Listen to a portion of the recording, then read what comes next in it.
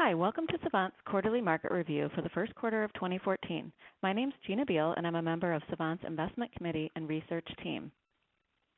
The first slide here is a quick overview of world market returns.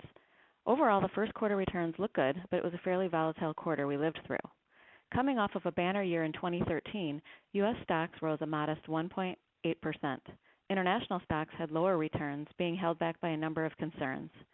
Global real estate had a stellar first quarter, and lastly, bonds benefited as a result of a flight to quality by investors given the geopolitical concerns. Next, we'll show you a brief overview of the quarter's events. The Senate confirmation of our new Fed chair, Janet Yellen, was one of the first notable events of the quarter. Things started off relatively mild, but as January progressed, world stock markets got increasingly skittish with concerns in the emerging markets such as the slower growth in China. Also, some emerging currencies depreciated considerably in January, resulting in a stock sell-off. Thankfully, in February, markets rebounded nicely and reached year-end levels again. March was more of a bumpy month.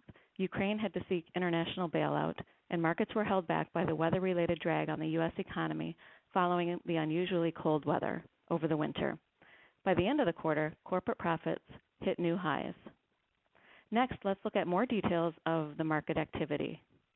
Following a strong rally in 2013, the U.S. stocks delivered modest positive returns in the quarter. Value stocks generally outperformed growth stocks by healthy margins.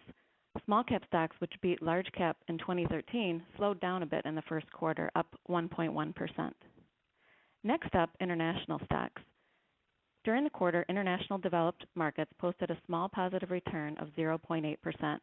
Anemic activity in Europe's economies continued to hold back these markets in the near term.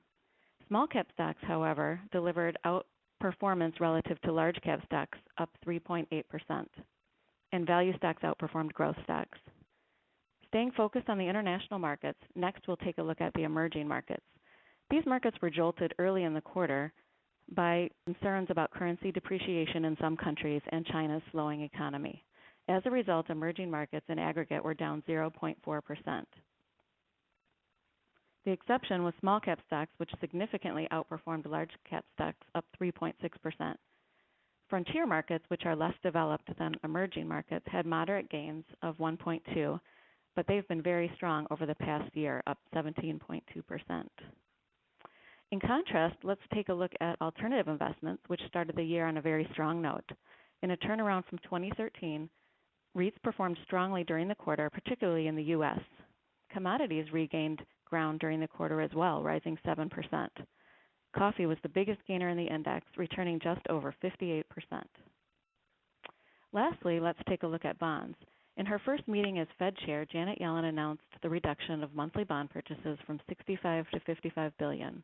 The Fed continued its accommodative monetary policy of keeping rates low. U.S. interest rates generally fell during the first quarter and resulted in bond returns being positive. You can see that intermediate-term bonds were up 1%. TIPS, or inflation-protected bonds, were up 2% and recovered somewhat from their 2013 decline. And international bonds, up 2.4%, led other bond market returns. So putting all these asset class returns together, the portfolios on this slide illustrate the hypothetical performance of different global stock and bond mixes of indexes.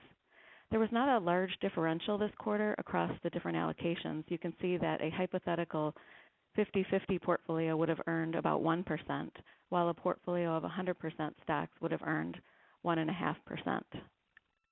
So to sum up the quarter, it began with concerns about emerging markets, geopolitical turmoil in Ukraine, and worries about softer U.S. economic data. Despite the volatility, the quarter ended with good overall returns.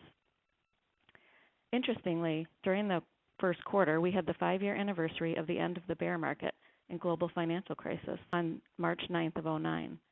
The strong bull market in stocks since then has produced a whopping 184% cumulative return through quarter end.